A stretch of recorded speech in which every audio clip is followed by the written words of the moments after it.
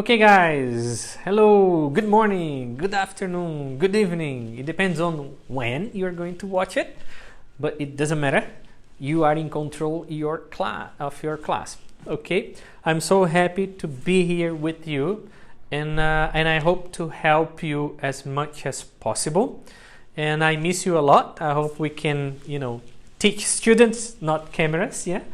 But while we are in this distancing period, I would like you to be learning a bit more. I'm gonna do review for Unit 1, and then we're gonna do another different classes about Unit 2 and the projects, okay?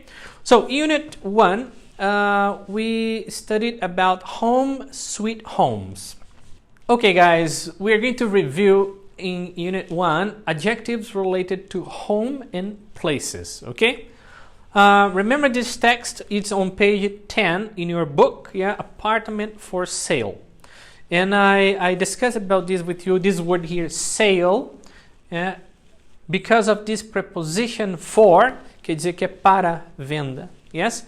And when you go to a shopping mall, for example, num shopping, yeah, e você vê lá sale, yeah, aquele sale não é for sale, a não ser que o dono da loja esteja vendendo a sua loja, né? For sale. Mas normally é promoção, então é outra preposição. It's on sale, right? But it's the same word, only with the different preposition, right? Apartment for sale. This contemporary spacious apartment is perfect for a city life. So we have two words here, contemporary and spacious. Remember, contemporary is something modern, new. Spacious means big, yeah? It's close to stores and restaurant. Again, this word here, close, is not close like close the door, close the window, but close the proximity. Yeah, so it's close, next to, near the stores and restaurants, and it's in a convenient location for public transportation too. So convenient means good because you have easy access, easy connection to, in this case, restaurants and stores. It's warm and cozy in the winter. We have two words here, warm. Remember the word hot and cold. Warm is there in the middle, yeah. Hot, cold, warm means good, yeah. Cozy means warm and nice and good. So you have a house that is really nice and warm. Especially in the winter time, the season, no inverno, with low energy bills. What is more, this charming apartment comes at a very affordable price. So we have charming, like me, yes, a very charming person, yeah.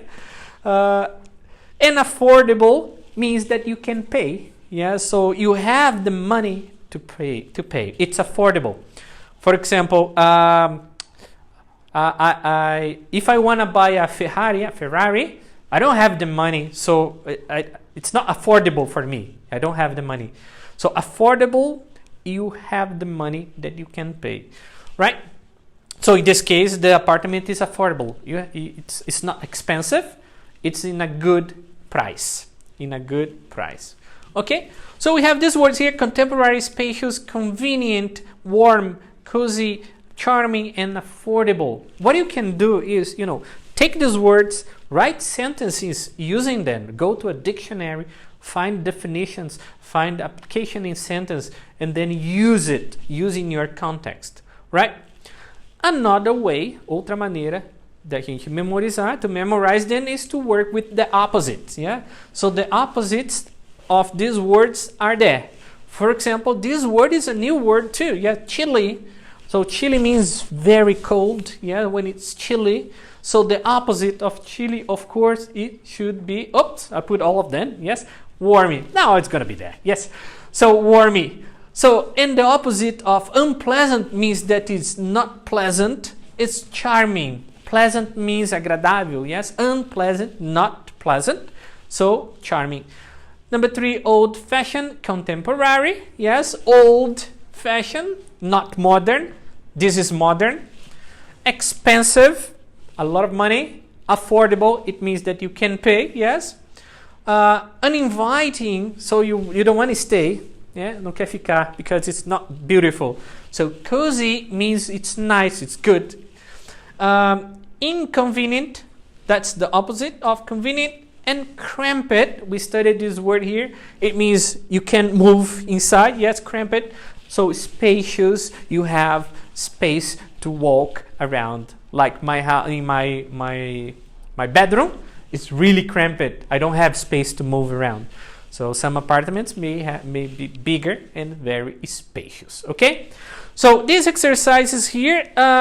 Remember, you have exercises on page 90 that you can do. Yes, this is a good practice. If you have the time, please do it.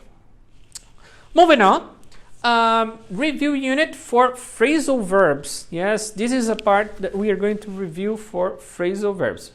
Remember, phrasal verbs are verbs plus a particle. We have some particles here too, in, together, and off. Phrasal verbs sempre modificam o sentido do verbo principal. So move, it's like doing the moving, but move in is something different, yes? So put is one thing, but put together is a different idea. So take, millions of definitions, yeah? But take off, it's only one definition. We studied this and I'm just reviewing it with you, yes? So we have here also the definitions for this phrasal verb, the combination of these two words here, yes? So, make something by fitting parts together. So, to produce something by putting parts together, all right?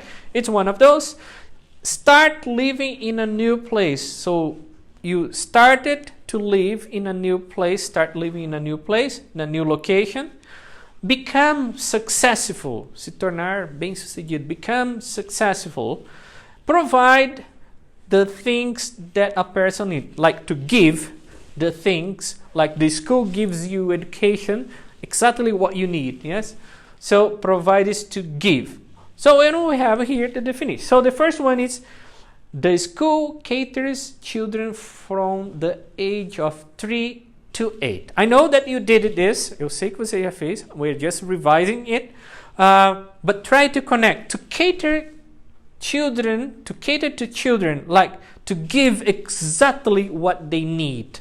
To give them. So, of course, that should be provide. Yes? So, provide, to give, to offer the children good education. Yeah? For number 2, Luz has just moved in. So Luz was living in one house and he decided to live in a different house. So he is unpacking boxes this weekend. So he is like taking things from the box and organizing it in a new house. So if he is moving in, of course, he started living in a new location, a new place. Okay, number 3. We put the furniture together. So you see that this phrasal, it's separated by something. It happens sometimes. That's the extra problem that you have for phrasal verbs. Sometimes they are like this together, but sometimes they can have something in the middle. That's a bit more difficult because some of them, alguns deles, eu posso fazer isso, I can do this, but some others I cannot do it. So what do you have to do? Study it, yes, and read it. The more you read, quanto mais você lê, the better you get this, all right? So we put the furniture together over the weekend. So we put the mobilia together. We connect, we put the mobilia together, the furniture, right? So of course, that it's to make things by fitting, connecting parts. Like remember, I think I mentioned in class, when you buy online sometimes, armário, a table, yeah, or a cupboard, or a mesa, a table. It doesn't come in one piece. Não vem num único, né, pedaço lá. Yes, they come in different parts. So what you have to do is to put them together, to fit parts together. All right. And number 4, of course, your idea is great. It's going to take off. Até brinquei com vocês, né? Take off for aeroplanes, yeah? So aeroplane, avião, goes up, take off. And then I said, vou dar pontos para quem adivinhar o que é aterrissar. And then the guys, take on, take it. No, it was a different land, yeah? It was a different word. So your idea, suas ideias, also can take off, yes? Can be great. So become, successful is the one, yes? So this is phrasal verbs review part. We have this in your student book, page 10. And you also have more exercise on page 92. I'm gonna give you more extra exercises in our Google Classroom, so be checking frequently, so we're gonna have more exercise there. Okay, right. All right, guys, continue here. On page 11 we have these two subjects, so that and such that, and conjunctions of purpose. Okay, why do we use this structure here? Because I want to put two phrases, two sentences together. Otherwise, I will have to punctuate. I will have to do this all the time, yes? I want to put these two sentences together. So it's better to read and it's better to listen, yes? So it feels more that you're fluent in the language, yeah? So we use this with this purpose. I gave you here an example. It was such an expensive house that we couldn't afford it. So I have one sentence here. It was an expensive house. It's one idea. Second idea, we knew we couldn't afford it. That's the second idea. I want to put them together, and then I use such that. So, teacher, when do I use one and the other? So when I have a sentence like this, it was such an expensive house. Here I have an adjective and a noun. So here I have an adjective. Yes, adjective. And here I have a noun. Okay? And in sentence that I use so, I have an adjective. For example, so expensive. Okay? So expensive. So is connected to an adjective or sometimes an adverb. So I'm going to give you here an adverb of frequency, often. So often. Okay? On the other hand, such is connected, as I said, to an adjective, but we need an extra one here. I need a noun together. So I have an adjective and a noun, and here I only have an adjective or an adverb. Okay? I don't know if it was clear, so pause the video, go back, watch it again, go to your book, page 11, and then you remember what I'm talking about. Okay? So here we have so that. So it's completely different from the one that we studied before, so that here is a conjunction of purpose. Como o próprio nome diz, conjunction of purpose is conjunção de propósito. So in the sentence, there is a purpose, tem propósito. You should buy a heater so your house doesn't get cold. Qual que é o propósito de você comprar aquecedor, heater, so your house doesn't get cold? Yes, so there is a connection with purpose. Yes. When do I use it? Quando que eu uso so? So normally when I have a subject, yeah, a noun. Yes. So your house, or I, he, she, Pedro, João, right? So Pedro doesn't get cold. So Maria doesn't get cold, right? So I need to have here a subject for this to be used, okay? And then we have these three: in order to, and so as to, and they work exactly in the same way. Eles funcionam da mesma maneira. Why do they work at the same way? Because they all have this word here, to, right? The infinitive to.